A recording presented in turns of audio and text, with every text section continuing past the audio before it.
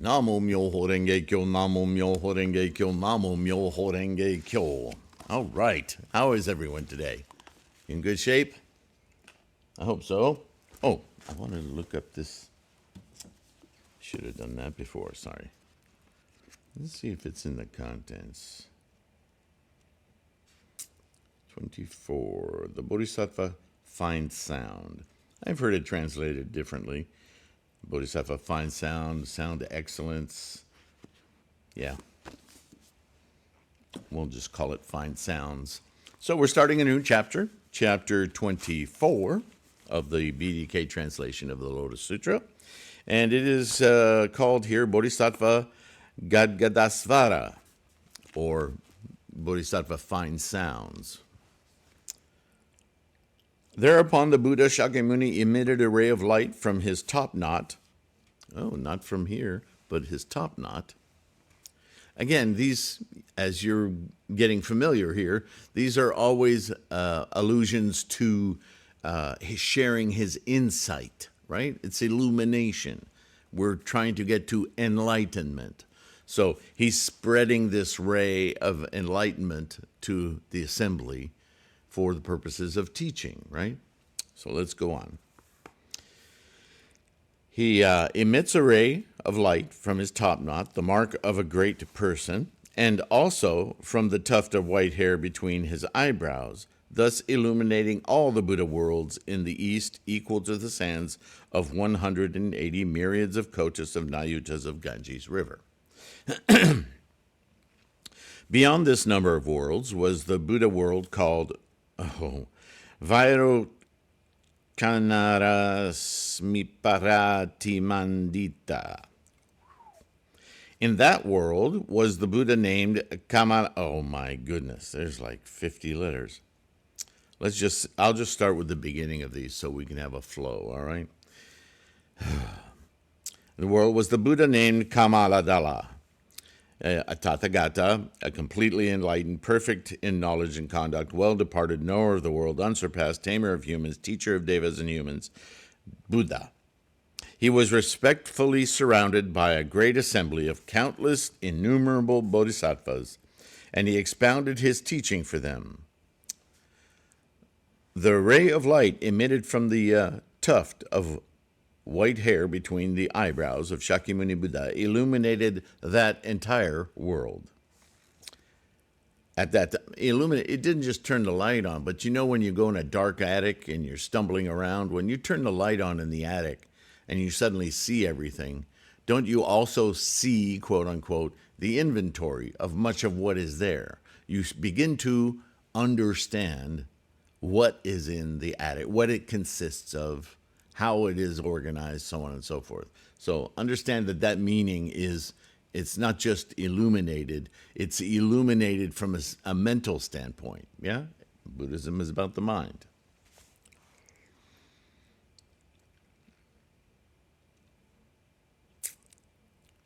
At that time, the Buddha world of Vairochana, I'm just going to call it that, there was a bodhisattva whose name was Wonderful Voice. Look at that, they translated for us instead of fine sounds, Wonderful Voice.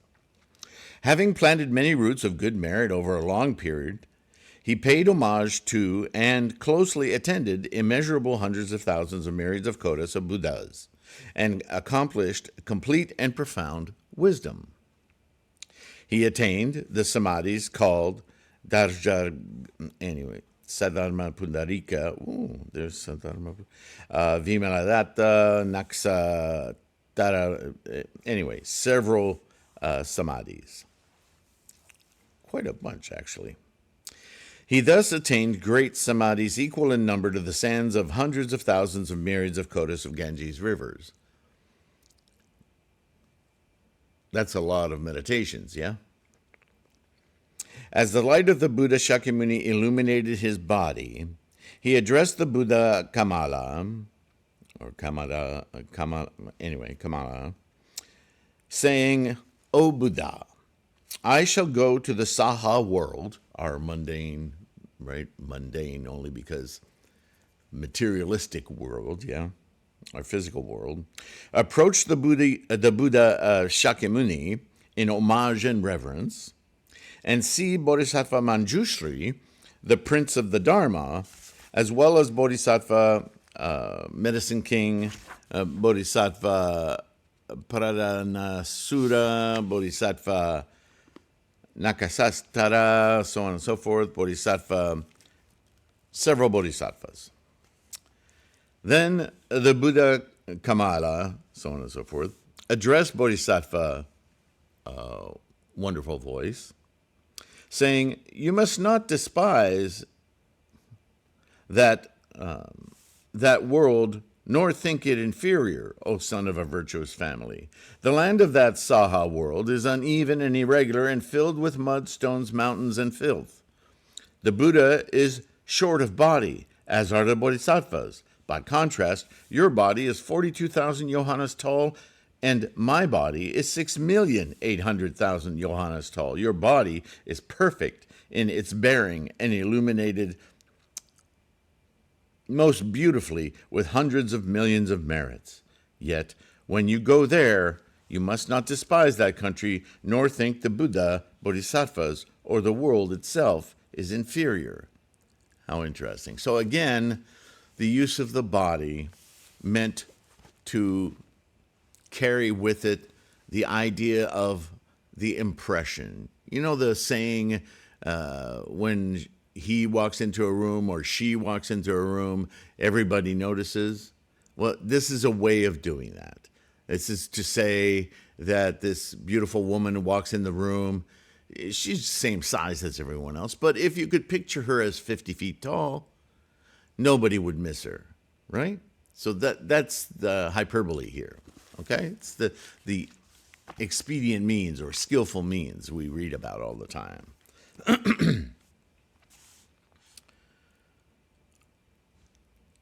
So, and it's interesting to me that the world that he's going to is going to meet Shakyamuni Buddha. That's our world. And it's described as kind of a slum.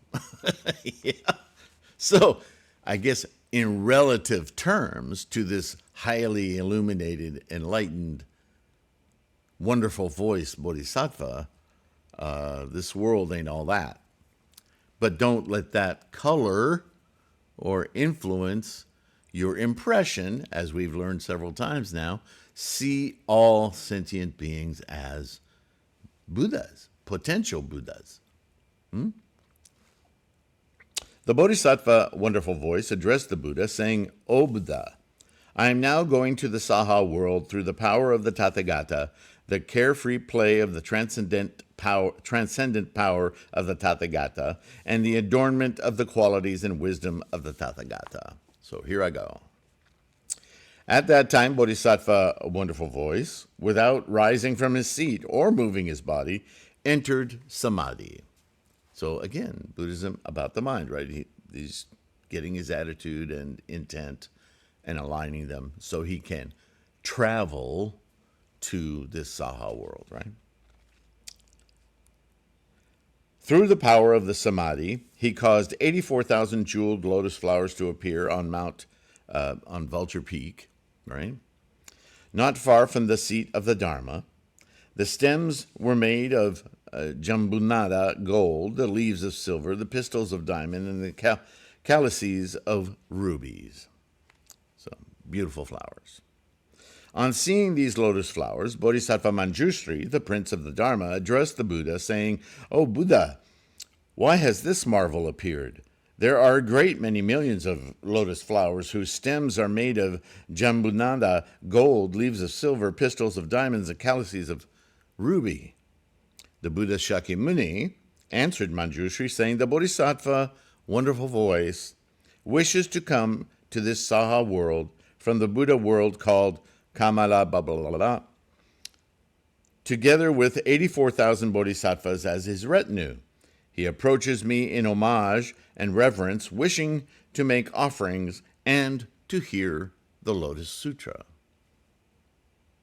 Manjushri asked the Buddha, saying, "O Buddha, what roots of good merit has he planted, and what merits has he practiced to attain his great transcendent powers? What kind of samadhi has he practiced? I entreat you to tell us the name of this samadhi." We wish to practice it with diligence. By practicing this samadhi, we wish to see the shape, appearance, size, and manner of this bodhisattva. I entreat you, Buddha, to use your transcendent powers and let us see the appearance of that bodhisattva. Then Buddha Shakyamuni spoke to Manjushri, saying, the Tathagata Prabhupada, who long ago entered parinirvana, will manifest the signs for you. At that time, the Buddha Prabhupada addressed that bodhisattva, saying, come, O son of a virtuous family, Manjushri, the prince of the Dharma, wishes to see you. So the invitation is open to Wonderful Voice to come and meet and greet and listen to the teachings of Myoho Renge Kyo.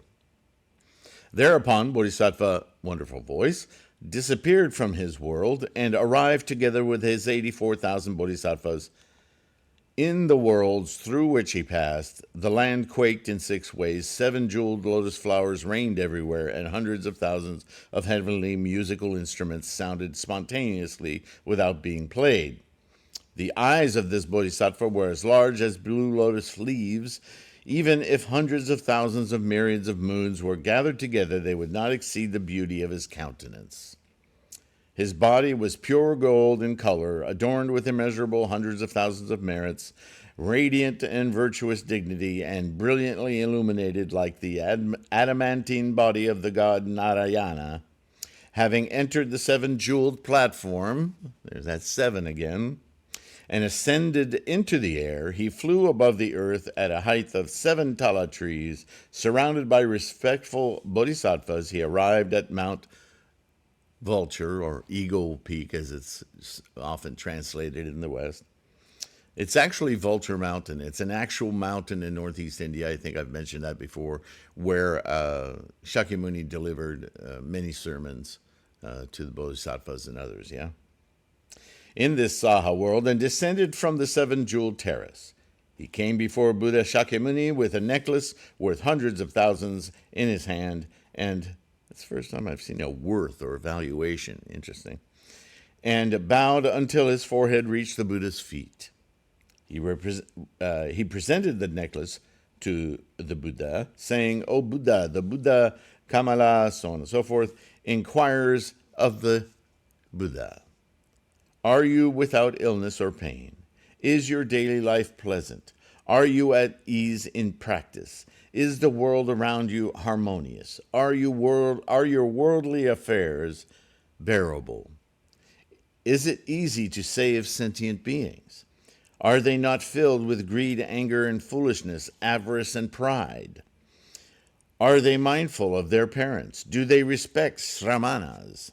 Do they not have false views or erring thoughts? Do they control the desires of their 5 senses, the skandhas? O Buddha, do the sentient beings conquer the maras, the mundane influences of samsara, yeah? Has the Tathagata Prabhupada, sitting in the 7-jeweled stupa, long after his parinirvana, come here to hear the Dharma? Furthermore, he inquired of the Tathagata Prabhupada, saying, are you at ease and without pain? O Buddha, will your life be long and endured with patience? I now wish to see the body of the Buddha Prabhupada. I entreat you, O Buddha, to manifest and show it to me.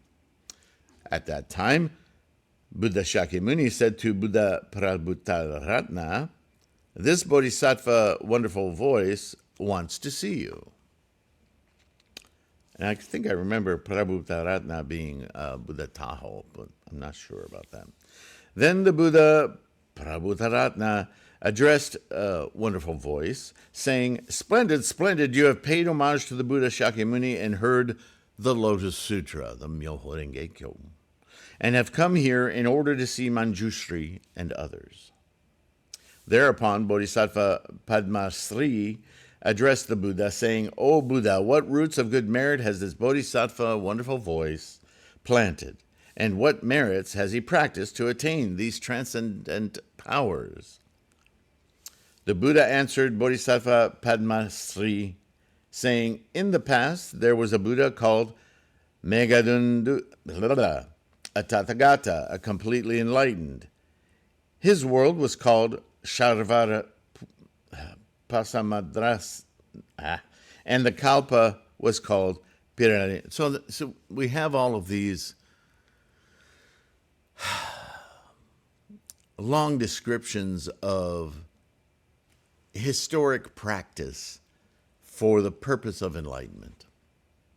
That's all. These names are, maybe if we understood the Sanskrit, or I understood the Sanskrit, we could see some clues in the name themselves. Because like Bodhisattva Wonderful Voice, you know something about that Bodhisattva already, don't you? Probably has a wonderful singing voice. Probably sounds wonderful when he's reciting the sutras. That's all those long names are about. So anyway, he goes on for a period of 12,000 years. This Bodhisattva Wonderful Voice paid homage to the Buddha Megadun, we'll just leave it at that, with 100,000 kinds of music, 84,007 jeweled bowls. As a result of his deeds, he was born in the world of Buddha Kamala and attained his transcendent powers. O Padmasri, what do you think about this? Is Bodhisattva Wonderful Voice, who paid homage to the Buddha Mega Buddha, so on and so forth, with music and jeweled vessels, someone unknown? Bodhisattva Mahasattva Gandhasvara here present is one and the same. Wonderful Voice. Having closely and respectfully attended innumerable Buddhas and planted roots of good merit over a long period of time, this Bodhisattva Wonderful Voice met hundreds of thousands of myriads of kotas of Nayutas, of Buddhas equal in number to the sands of the Ganges River. So we hear this refrain over and over again. What does it mean? When we chant Namo Myoho Renge Kyo, we are invoking Buddha. Now, I just answered a question somebody emailed me recently. Does that mean we're Buddha?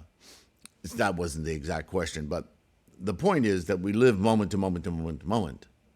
And each period of moments that it takes for us to chant Namo Myoho Renge Kyo, thousands of moments in that time, each of those moments is, you would say, born into, right? Cycle of birth and death, birth, is born into that invocation of Buddha. Well, the moment you start inhaling, that's no longer, the moments keep going, but that influence of Buddha isn't necessarily there. Now, when we chant Shodai and we're constantly going with a rhythm, we are elevating our life condition with each Daimoku. In fact, liberating ourselves and availing ourselves to Buddha. When we stop, to the degree we've influenced that rest of that karmic freight train that we are moving moment to moment through time, right? Momentum will be influenced by that Daimoku, and that as we continue no longer chanting that Daimoku, the effects, the influences, they'll migrate and they'll influence and they'll go deeper and deeper into the matrix that is our karma, but they won't be actively influencing that karma. Our goal in practice, in fact, is to chant regularly so that we slowly affect the entirety of our karma and move slowly more and more toward an enlightened consistency, right? Buddha-ness is an experience with each Daimoku, and when we recite, Gongyo, but as we still are samsaric beings, we are greatly the momentum of our samsaric physical being, with all of its attendant influences and momentums, right? This is the work of a bodhisattva, to slowly, over time, accomplish more and more of an enlightened mind state. So that is the Buddha way of the Bodhisattva. So we never stop working on it, but we experience Buddha in each moment as we chant, and more we influence the rest of our karma with that enlightened mind. Does it make sense? So when he says in the Lotus that he paid homage to innumerous Buddhas, this is in fact what we do when we invoke Buddha in our lives, in our minds, right? We are in effect paying homage, deep respect and ownership of the entity of Buddha. It's not really, I shouldn't say entity, the enlightenment, the illumination of the Buddha mind, yeah? With each daimoku. So how many Buddhas have you paid homage to? See, it's not as mystical or magical as it might sound on first reading. These are just ways of expressing these concepts, these thoughts, these ideas on the practice and how to practice. All right. Where are we time-wise? Okay, we're good. So, what do you think of the body of Bodhisattva Wonderful Voice? Do you think it exists only here? Because, again, this is about a concept, right? A way of understanding, a mental exercise, if you will. However, this Bodhisattva manifests himself in various bodies. Yes, when you chant and I chant, we manifest Buddha in various bodies. Your body, my body, their bodies. This is a way, a life condition, an enlightenment. He has thus taught the sutra in many places for the sake of sentient beings. Sometimes he has appeared in the form of a Brahma. In other words, what influences along the way have led you to this practice? Sometimes it's an English teacher from 4th grade. Set you on a path, helped set you on a path, influenced you deeply, right? We all have people we remember from time to time who really made a mark, we might say, on the way we've developed since then, our minds. Sometimes he has appeared in the form of Sakra. Sometimes he's appeared in the form of Anishvara.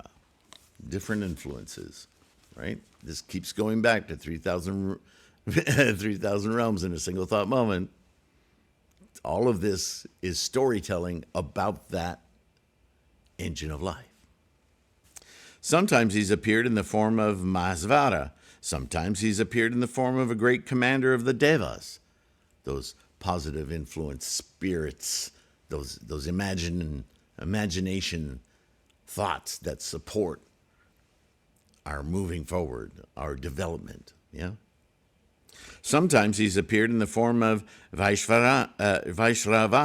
Sometimes he's appeared in the form of a noble emperor. Sometimes he's appeared in the form of a minor king. Sometimes he's appeared in the form of a wealthy man. Remember Vimalakirti, that sutra, wealthy man? Sometimes he has appeared in the form of a householder. Sometimes it's just your uncle. Sometimes he's appeared in the form of a state official. Sometimes he's appeared in the form of a Brahmin. Sometimes he has appeared in the form of a monk, nun, layman, or laywomen. Might be the teller at the local grocery store said something to you that really opened your mind. Sometimes he's appeared in the form of a wife or a wealthy man or a householder. He's repeating himself. Sometimes he has appeared in the form of a wife or a state official. Sometimes he's appeared in the form of a wife of a Brahmin. Sometimes he's appeared in the form of a boy or a girl. Sometimes he's appeared in the form of a human or non-human, such as Deva, Naga, Yaksha, Gandhara, Ashura, Garuda, Kimnara, or Mahoraga.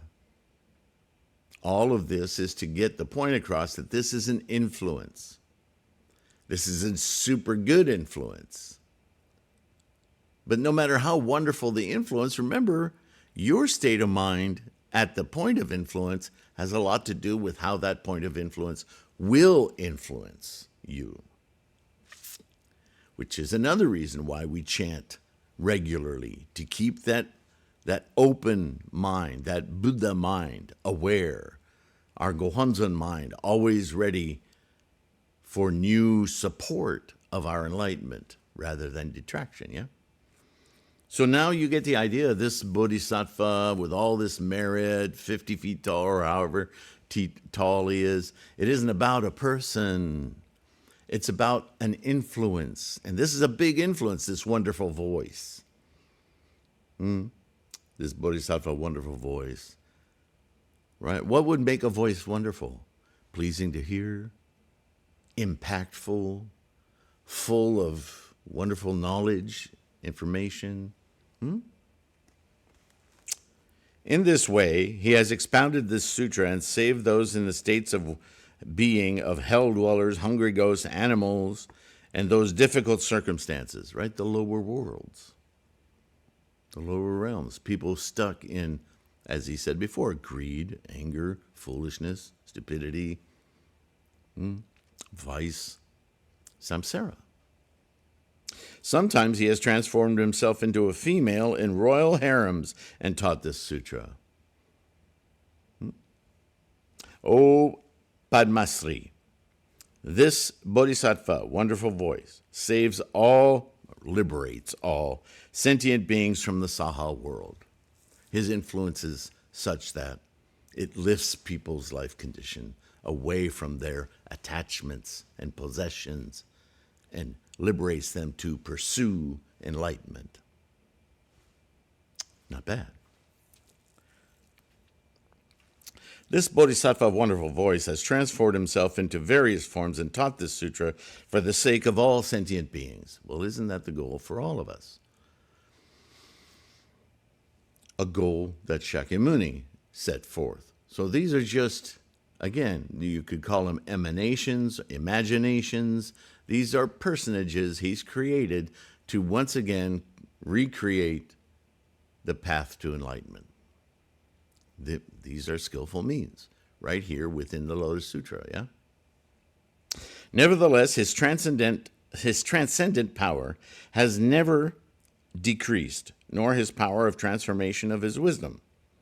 This Bodhisattva illuminates the Saha world with his great wisdom and causes every sentient being to attain what should be known.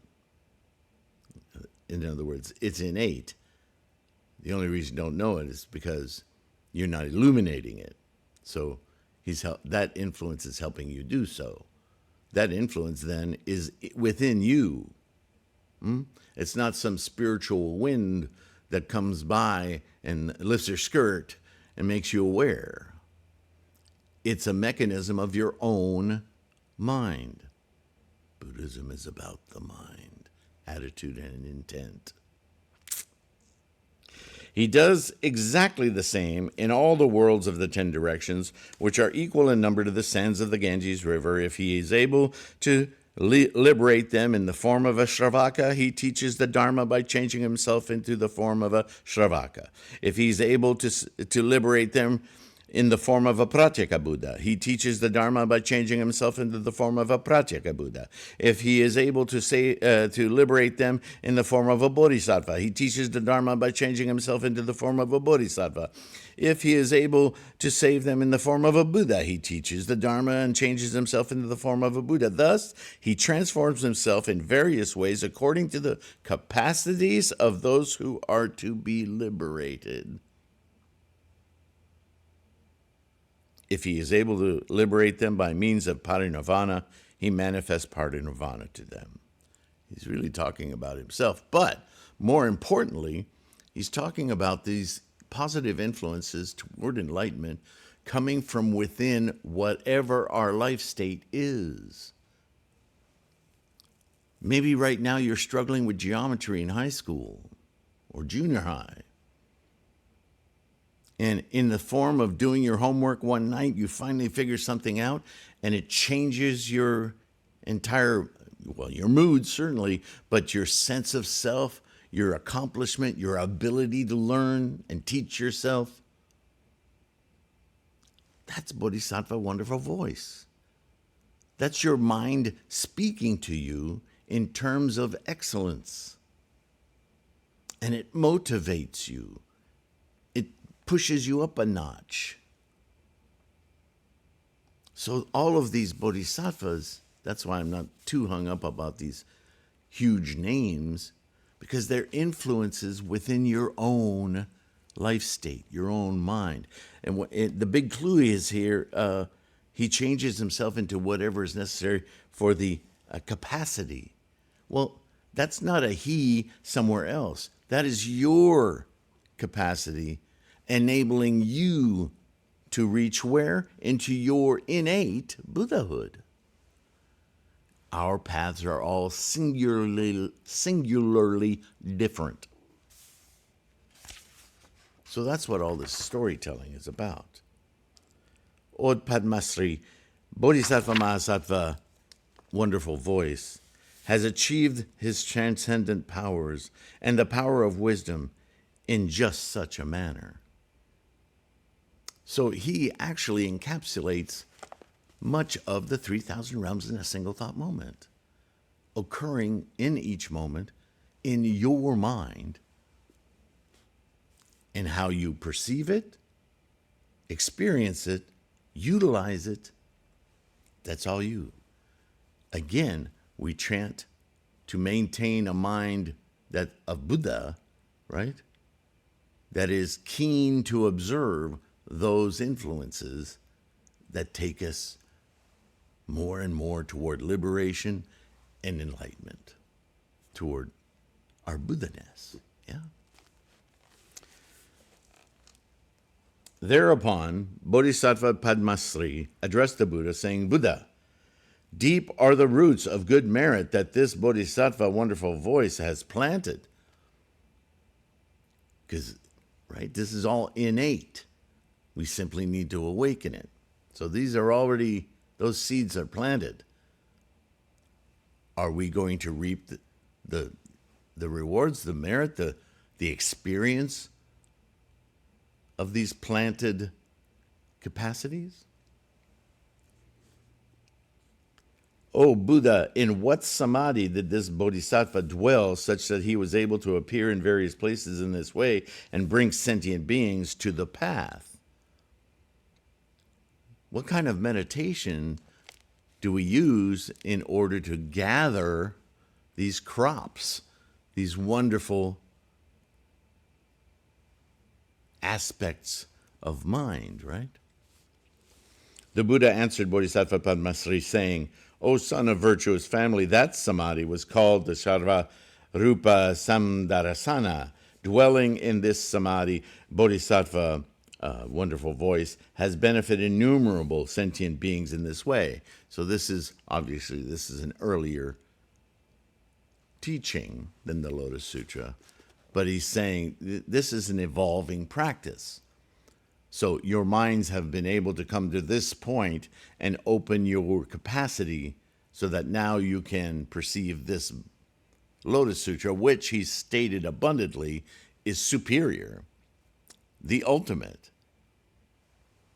So, in other words, he's padding the path a little bit to what he's teaching now.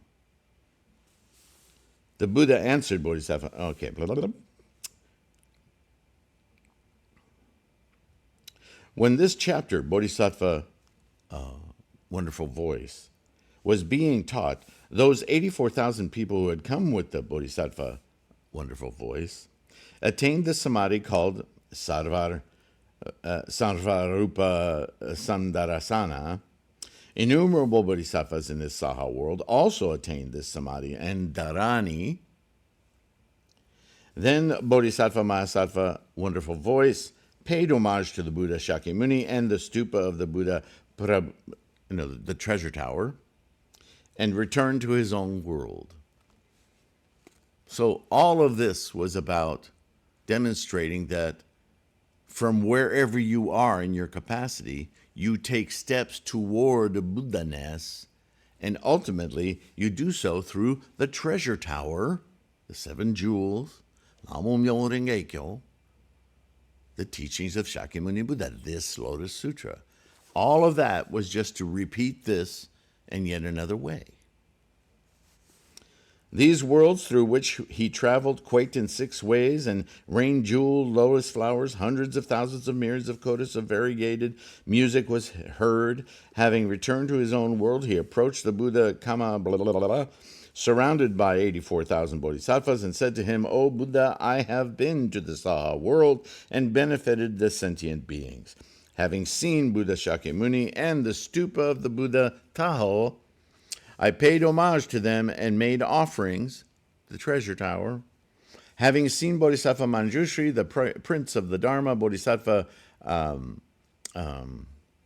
Medicine King, and Bodhisattva Viryabalava Galapragta, and Bodhisattva, another Bodhisattva, I caused these 84,000 Bodhisattvas to attain samadhi called Sarvara." So he was leading his own retinue of Bodhisattvas, and by appearing and paying homage to the treasure tower in Shakyamuni Buddha, he enabled these other Bodhisattvas who are traveling on the path to awaken in themselves this meditation, this samadhi. So they're closer to Buddha-ness. When this chapter,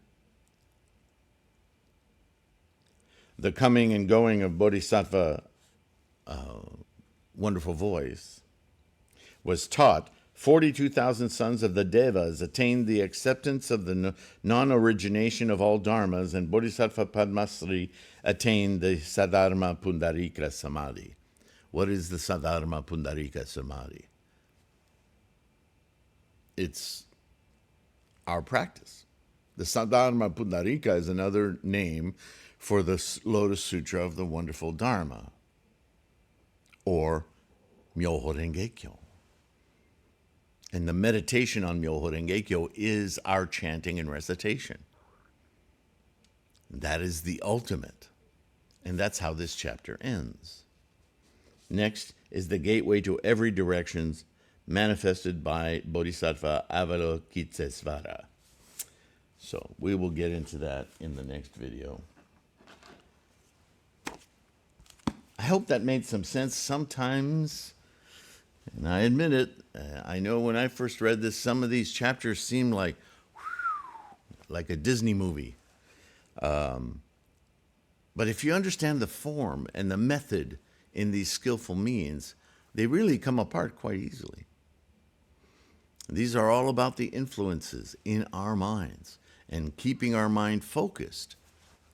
Namo Myoho Renge Kyo. Thank you for listening. Thank you for your support. Links in the description for ebooks, books, mandalas, proper mandalas, and of course, free podcasts, free information on threefoldlotus.com. And patrons, you amazing folks who are keeping us paying the fees and the necessities for running this resource through Patreon and direct through PayPal. Thank you so much. Take a moment, like and subscribe. It helps propagate this resource and the teachings. And for that, I thank you, and I really implore you to take good care of your health. Stay safe, and I will see you in the next one. Bye for now.